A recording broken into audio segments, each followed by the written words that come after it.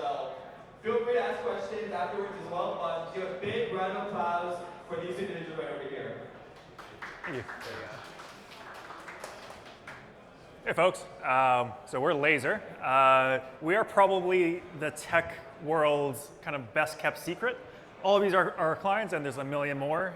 Basically, we build products for things like Coinbase. If you use Coinbase to trade, we built that app. If you use Shopify on a lot of retailers, for example, if you bought a guitar from Gibson, we built that. And we essentially just solve problems with software in different ways. Yeah, thanks, Andrew.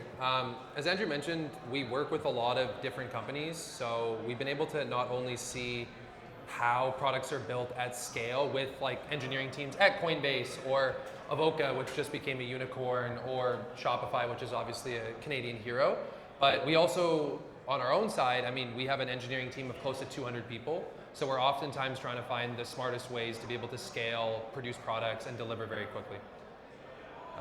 So I think like, obviously, the goal of the talk today is to talk a little bit about vibe coding.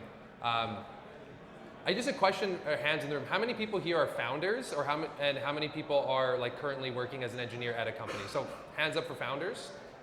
Okay, a couple founders. And how many people are like working as engineers, PMs, kind of at existing companies today? Okay, so about, let's call it 50-50. So as was mentioned quickly in the bio, like I'll just give some details. So before joining Lazer, I had my own startup. We were a B2B SaaS company helping enterprises like Netflix, L'Oreal, P&G, Amazon collect consumer data. We raised about $10 million, scaled the team to 25, and sold the company about 2.5 years ago. So I'm very jealous of all the founders in the room today that have the ability to vibe code, because it's an extremely powerful tool for actually being able to get close to customers and give feedback. So like a quick example is like back in the day when we were in New York and we were meeting L'Oreal and they were using the platform, they had a ton of feedback. Feedback was great, but the cycles that you could actually implement the feedback were a lot slower and took significantly longer. Now, for example, at Avoca, which is like a $1 billion AI CX company, our engineering team that was there was able to go on site with one of their clients, get feedback, and then by the evening actually have a full working MVP of that feedback that the client could actually iterate and use. If you're a founder, feedback cycles with your clients are actually one of the most important ways to build trust and scale. If any of you are thinking about expanding ARR within enterprise clients, that feedback loop is a really successful way to do that. So vibe coding has a lot of really valuable use cases, whether it's for your own startup and building your own products, or even in an enterprise context, which is where we play a lot of time in Lazer. Where you start to hit a wall is if you push vibe coding all the way into that enterprise engagement. From what we've seen, it's extremely helpful for doing quick MVPs, POCs, and actually being able to visualize things for people that are non-technical or technical to understand where your product is going, and mainly to collect feedback. But from there, it's really important to actually be thinking of things like SOC 2, HIPAA, PIPEDA, all of the different policies that exist when it comes to actually shipping enterprise-grade code. And then I think finally as well, like, whenever you're shipping something out to production, you want to make sure that it has done, you've done your security testing, you've done everything that you need to do in order to make sure that it's sustainable on an enterprise scale. But I think the biggest thing is leveraging vibe coding as a tool to get really, really close to customers. And I think, how many of you have heard the term like forward deployed engineer? Just let me see some hands. Okay, lots of hands. It's like one of the hottest terms in tech nowadays. Palantir obviously coined the term. But vibe coding actually is really just is a great tool for engineers to actually do a lot of forward deployed engineering work. If you've been a founder and you've talked to a client and you've gotten feedback and built a product around that, you were a forward deployed engineer. It's not really that new of a term or that special. And I think the ability to use tools like Cursor, and the ability to even talk to your computer with something like Whisperflow now actually really significantly allows you to take ideas, take direct feedback in field with clients and turn it into MVPs, POCs that you can show and get real feedback on. But I think Andrew will talk through some of the technical challenges as well. And if we think back to all those logos we saw at the beginning, all those companies have real users, real revenue, real profits, kind of real dollars on the line, where if Gibson Guitar's website goes down for a day, they lose millions of dollars in lost revenue. And I think in those cases, when we're using AI-assisted tooling, whether it's Cursor, Claude, whatever it is, really the name of the game is like, how do we have enough control over our outputs to reliably build with these AI assisted tools. On LinkedIn and YouTube and whatever, you might see all these different like prompt templates, different plugins and whatever tools you can use. But really, after doing it so many different times for so many different companies, I would say there's essentially just 3 levers that deliver the most impact in terms of controlling your output in a safe way. So the first lever is just making sure your code base is actually just well set up and well structured for AI assisted tooling. So you have your cursor rules, you have your skills, you have your different sort of references and memories and stuff like that. You have to treat your agentic setup, your agent harness configuration as an engineering problem. So it's not just something you like make up on the fly each time you prompt, is you have these repeatable patterns within your code base so that you can commit it to your code base and share it with the rest of your team. So everyone gets the same generation behavior. It's not like my code base will generate some crap code, but Aanik's code base is gonna be great. At the same time, your code-based organization is now going to be more important than ever before. So at times, even in my own code bases, some of my files are a little bit messy, have utilities in a bunch of different places. My components are whatever, kind of like a spaghetti. But now, because AI agentic or AI assisted coding is going to look at your current code base for references and for patterns, it's going to be up to you to define those patterns in a clean way so it has a solid foundation to then propagate for new features and build new features with. And all those patterns and all those references and all that kind of stuff is going to be up to you as a human to define. You can use AI for kind of brainstorming and should I go with option A, should I go with option B and whatever, but you need to be the one that ultimately makes that choice. Don't just let Cursor make that choice for you and just say like, looks good to me kind of thing. And ultimately, when we're talking about kind of like agentic harness engineering or setting up a coding tool for agentic development, context is really the thing you're doing, the thing that you're optimizing for. Within a code base, context is everything. So you want to make sure that if you have documentation that's related to some API that you're referencing, make sure you have that as a skill or it's just somewhere in your code base. Make sure you have certain patterns or certain rules encoded either as rules or as reference files within your code base. And ultimately, there are going to be some even larger kind of architectural decisions you might have to make. For example, monorepo or not. That very much depends on how much kind of interconnected, development is going to be needed between your front end, back end, and whatever other pieces of your monorepo are. The second kind of, the second aspect that's going to be really important, or the second lever you can pull to have control of your code base is just making sure you actually review your PRs. I know there's tools out there like Graphite and Codex Review, and Cursor has a review tool now after acquiring Graphite. But don't just rely on them for the entire review process. It's still going to be up to a human to review every single line of code to make sure that it actually checks out. But as humans, I think we're all humans here. I don't know, I can never tell anymore. As humans, I think we're also a little bit fallible sometimes. So sometimes I definitely find myself getting to a pattern where, say, I'm reviewing a PR, like 90% of it is like good, or even just 90% of the PRs I review are like good. So my brain kind of like turns off and I just say like, it looks good to me, it's whatever, I just scan it and that kind of stuff. I think that's a pattern that we have to almost fight back against and really try to pay attention, especially for the critical files in your application. For example, your database queries, your migrations, anything to do with security and cryptography and all that kind of stuff. When you see a diff on one of those files, I think that's very much a moment to say, hey, like, I need to really pay attention here and really assess if this change makes sense. And the last lever is going to be around, this idea of like planning before you build. So it's really tempting to just open up Cursor and open up Claude and whatever and just say like, build me this thing, I want this feature, and then after it does it, add this other feature, and then after it does it, add another feature kind of thing.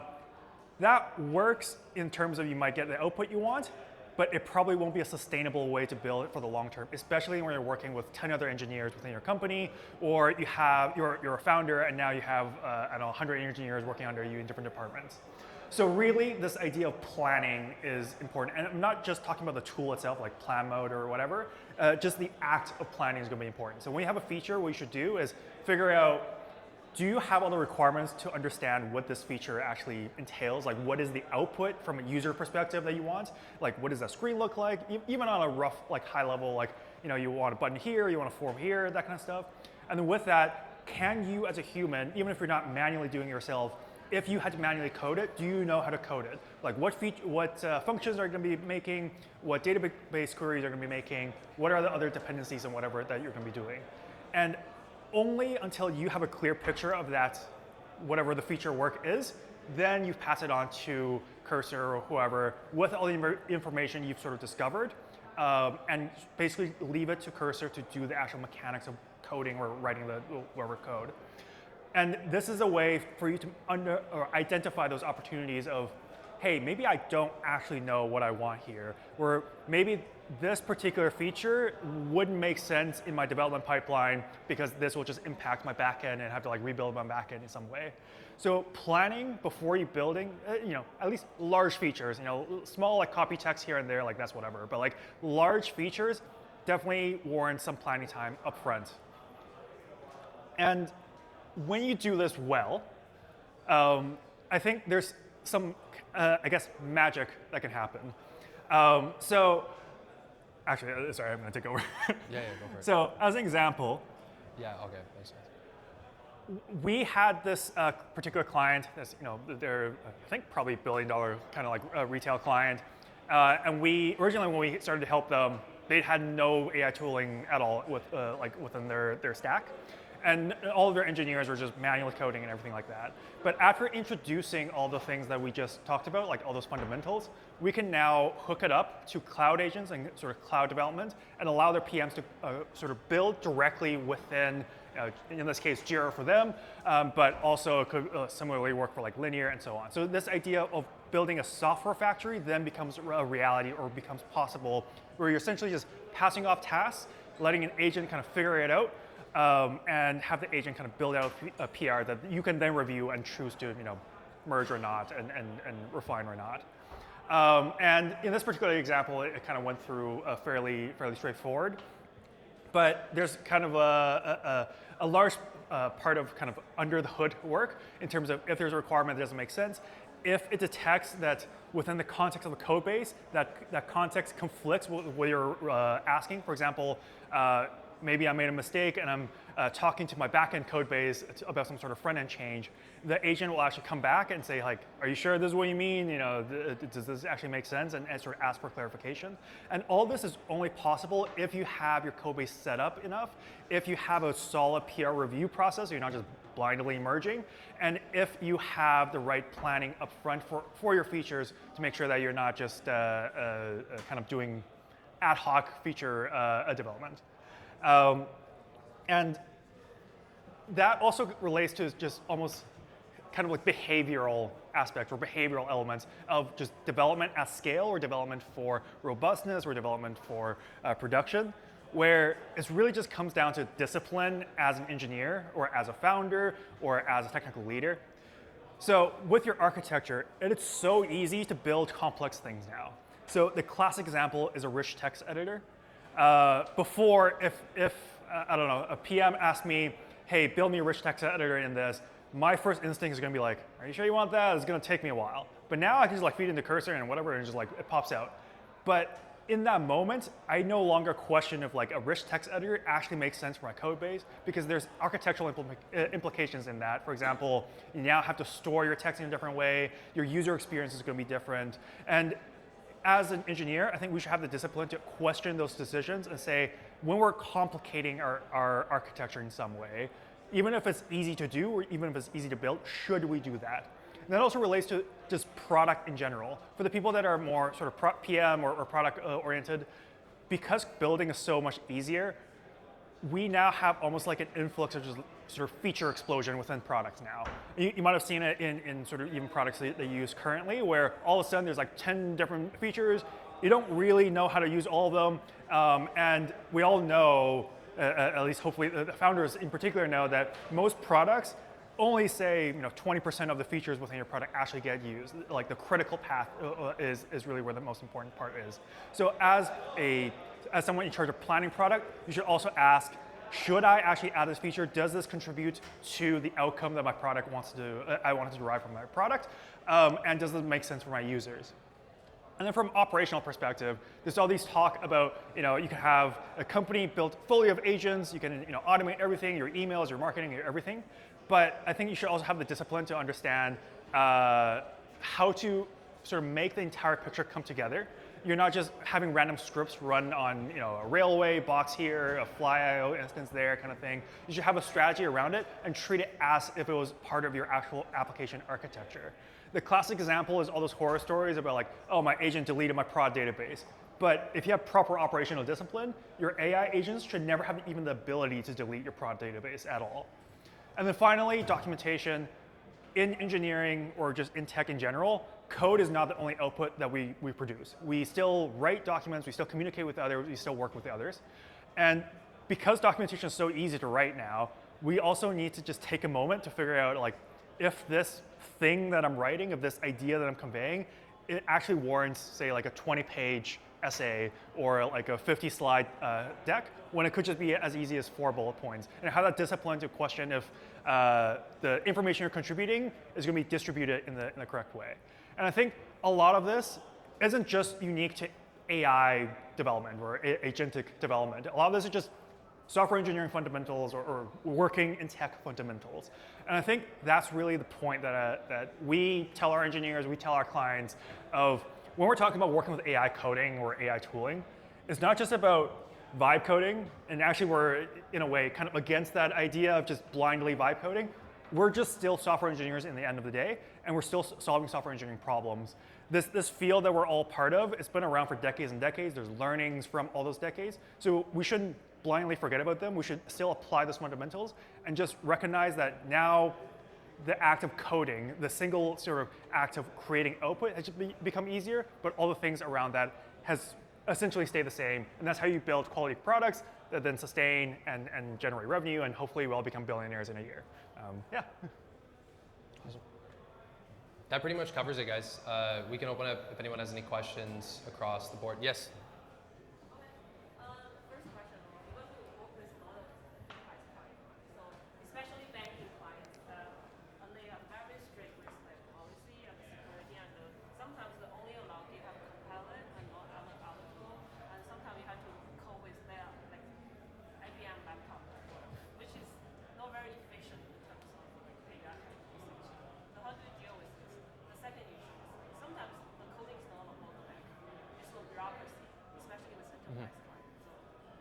Yeah, great question.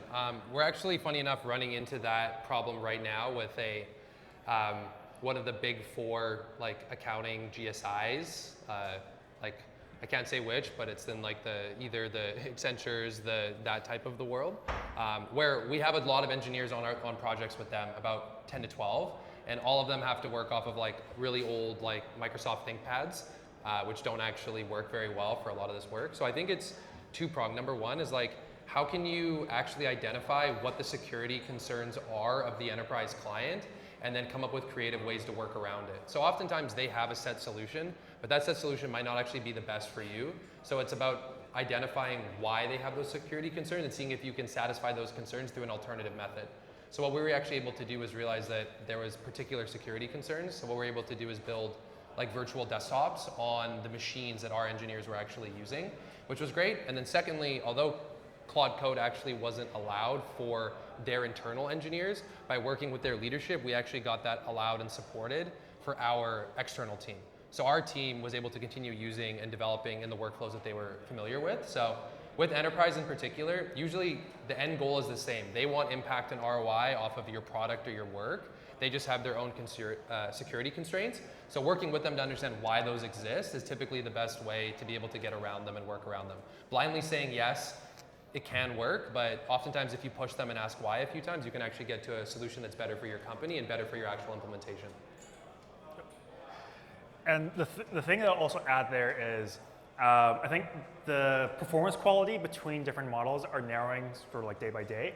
And we're at a point where if you do the right things, have the code base set up, have all the context and all of that kind of set up, it actually will surprise you how well like one of the kind of the worst models will perform. For example, a Copilot, or even like an open source model if you're using like open code with like Quinn or something like that. I think the performance kind of differences have been squeezed. And there are ways to eke out that extra little bit of performance when you're applying the fundamentals and when you're doing the right stuff effectively. Yeah. Any other question? Yes. I guess a quick question is, when you have some are startups, some more scale up, Yeah. some more enterprise. I guess, how do you guys manage like who's working on each kind of project and like how you allocate? I guess resource allocation of all the different employees. Yeah. Oh, yeah. So for us, resource allocation, I guess, isn't really like an AI problem. It's more just like us Yeah, as Organization. yeah, Yeah. for sure. So essentially, we just look at what the needs of a particular client are, and we look at what the capabilities of our people are, and we just sort of do like a matching exercise of, does this person have the right skill set? But also, in addition to skill set, is like, almost like vibe, like are they able to handle a highly ambiguous situation, or are they able to, maybe they come from an enterprise like background or a consulting background, like do they have that kind of muscle built in with them? And then we sort of allocate and we deploy, and the way we also do it so this is a little bit of like a Lazer specific thing, is we are very engineering forward, like we care about our engineering team a little bit more than our clients. Sorry for any clients that we're listening to. So we would actually ask our engineer, like, hey, what do you think about this client? And sort of like sell it to them a little bit of like, hey, here's an interesting problem you can have. And if something were to go wrong, like, you know, the client just like, the vibe is just off or there's a mismatch, then we do actually just pull our engineer and figure something out there. Yeah. Cool. Anyone else? Questions? No? Cool. All good? Yeah. Appreciate y'all, and cool. Thanks, everyone. Good luck. Thank you guys. Appreciate that. Yeah, of course. Thank you. Yeah, no worries. Thank you. Really, Yeah. nice to meet you, Andrew. Yes, Right? yeah. Amesh. Oh, nice to meet you. You said you've been working at Legion for like 5-6 years. Oh, yeah. Hey, man. It's been a It's while. almost like the Yeah, beginning. no worries. Yeah, Nice to meet so you. when I joined, we were like 30. Oh, maybe I should get out of the way.